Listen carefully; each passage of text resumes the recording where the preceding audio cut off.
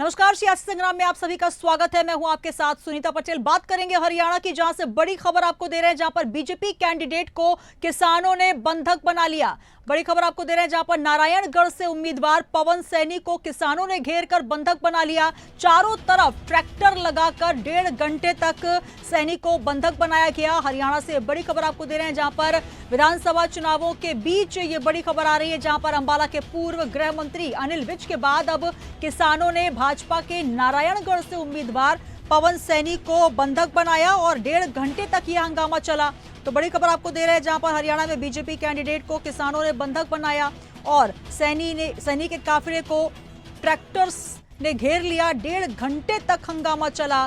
Police ने लाठी charge करके सैनी को बाहर निकाला। तो ये बड़ी खबर आपको दे रहे हैं हरियाणा के अंबाला से, जहां पर पूर्व गृह मंत्री अनिल विज के बाद अब एक और उम्मीदवार जिनको किसानों ने घेरने का प्रयास किया, और पवन सैनी जो कि नारायणगढ़ से उम्मीदवार हैं, सैनी के काफिले के साथ वोट मांगने वो फतेहगढ़ जा रहे थे। इस बीच ये तस्वीरें हम आपको दिखा रहे हैं, जहां पर देखिए ट्रैक्टर से किसान पहुंच गए और किसानों ने पहले उनको डराने का प्रयास किया और फिर बीजेपी कैंडिडेट को लगभग बंधक बना लिया, जिसके बाद पुलिस का काफिला पहुंचा और घंटों की मशक्कत के बाद, समझाइश के बाद ये मामला शांत हुआ।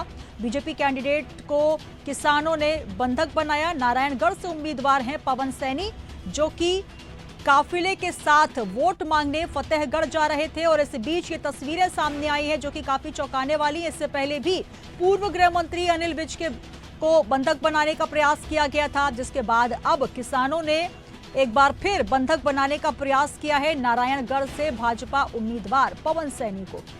तो पूरा का पूरा काफिला आया और पवन सैनी को घेर लिया।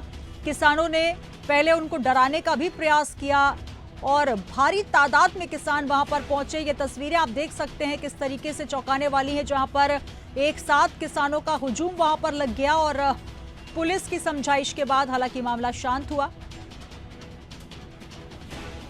तो हरियाणा के अंबाला में पूर्व गृह मंत्री अनिल विज के बाद ये दूसरा मामला है, जहां पर किसानों ने इस तरीके से कैंडिडेट को घेरा और ट्रैक्टर लेकर किसान वहां पर पहुंच गए और काफी समझाइश के बाद पवन सैनी, जो कि भाजपा प्रत्याशी हैं, उनको बाहर निकाला गया।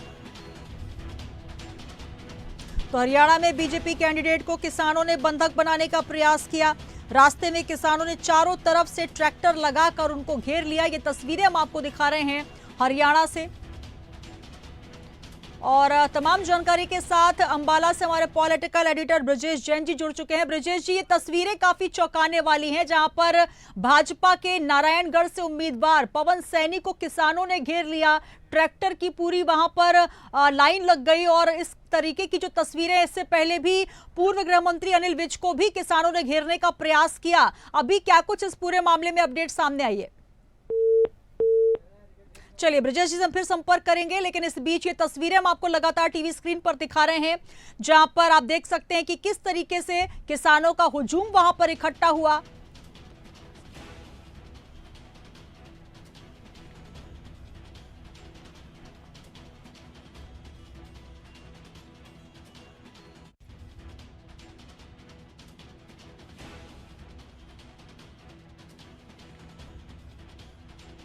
नगर से उम्मीदवार हैं पवन सैनी, जिनको किसानों ने घेर लिया। ये ट्रैक्टर आप देख सकते हैं, जहां पर ट्रैक्टर से भारी तादाद में किसान पहुंचे और किसानों द्वारा घेरने के बाद अपने समर्थकों और पुलिस के बीच भाजपा प्रत्याशी पवन सैनी नजर आए।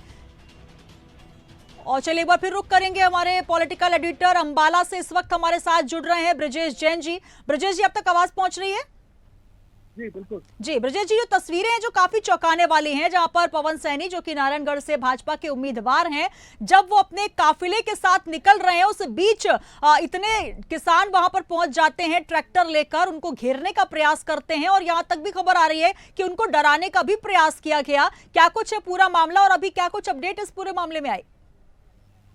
बिल्कुल, देखिए नारायणगढ़ का पूरा मामला है। जब फतेहपुर की तरफ जा रहे थे पवन सैनी अपने काफिले के साथ और 5-6 गाड़ियां उनके साथ थी प्रचार करने, वो फतेहपुर जा रहे थे, तो इसी वक्त रास्ते में जो गाँव पड़ते हैं वहां पर पहले से मौजूद किसानों ने, क्योंकि शेड्यूल पहले से किसानों को पता था कि वो यहाँ आने वाले हैं और यही वजह थी कि पहले से बड़ी संख्या में ट्रैक्टर लेकर जमा थे किसानों ने पवन सैनी को घेर लिया। पहले तो काफी बातचीत हुई, उसके बाद शोर शराबा होने लगा, विवाद जो है से शुरुआत हो गई और बाद में किसानों ने जो है समर्थकों समेत पवन सैनी को बंधक बना लिया। लगभग 1.5 घंटे तक वो बंधक बने रहे। उनके साथ हालांकि पुलिस बल भी मौजूद था। तो इसके बाद जब फोन किया गया तो नारायणगढ़ से और भी ज्यादा पुलिस फोर्स को मौके पर भेजा गया, जिसके बाद 1.5 घंटे की कड़ी मशक्कत के बाद जब पुलिस बल मौके पर पहुंचे सुनीता जी, उन्होंने लाठीचार्ज किया और लाठीचार्ज करने के बाद जो विरोध करने वाली भीड़ थी उसको तितर-बितर किया और बड़ी मशक्कत के बाद पवन सैनी और समर्थकों को सुरक्षित बाहर निकाला गया।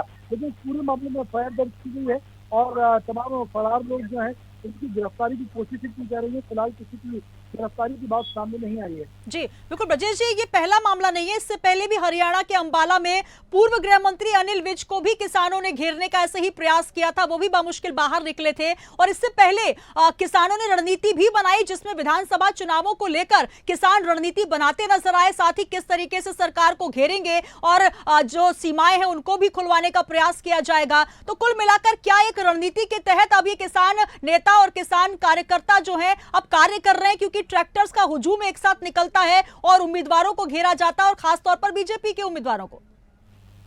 बिल्कुल, देखिए अंबाला कैंट से प्रत्याशी हैं अनिल विज को भी इसी तरह किसानों के भारी विरोध का सामना करना पड़ा है।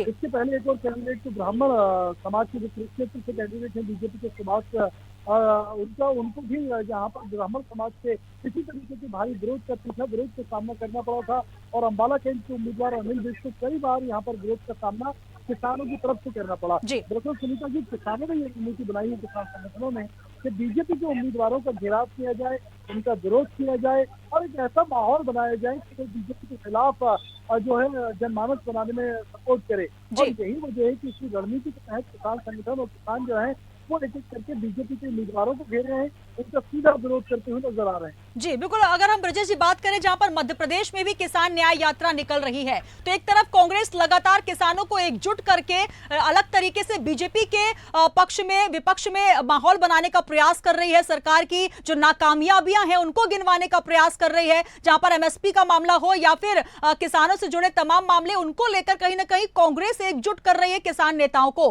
और इस माहौल में हम देख रहे हैं जहां पर हरियाणा के चुनाव में कांग्रेस नेता भी बढ़ चढ़कर नजर आ रहे हैं। तो कुल मिलाकर ये कहा जा सकता है कि बीजेपी के लिए कहीं ना कहीं मुश्किलें खड़ी होती नजर आ रही हैं। बिल्कुल, देखिए किसान संगठनों के साथ साथ विपक्ष ने भी मौका तलाशा है और मौका यही है कि किसानों से विरोध कराया जाए, ज्यादा से ज्यादा किसानों को आगे किया जाए। और यही वजह है कि यहाँ हरियाणा में भी सुनीता जी लगातार किसान संगठनों के साथ कांग्रेस और विपक्ष बैठक कर रहा है और उस तरीके से धरना विरोध प्रदर्शन लगातार जारी है। जगह जगह पर भले ही आचार संहिता लगी हुई है, उसके बावजूद उपद्रव हो रहे हैं। और दूसरी बात हम मध्य प्रदेश की करें तो मध्य प्रदेश में भी यही माहौल बनाने और एमपी से हरियाणा तक ये मैसेज देने की कोशिश है कि देश भर में बीजेपी की किसान विरोधी नीतियों का विरोध जो है किसान कर रहा है और इसीलिए हरियाणा में जो किसान है वो इस बार बीजेपी की सरकार नहीं चाहता। तो ये मैसेज देने की कोशिश हरियाणा में भी हो रही है और यही मैसेज देने की कोशिश हमने देखा कि इंदौर और एमपी में भी हो रही है।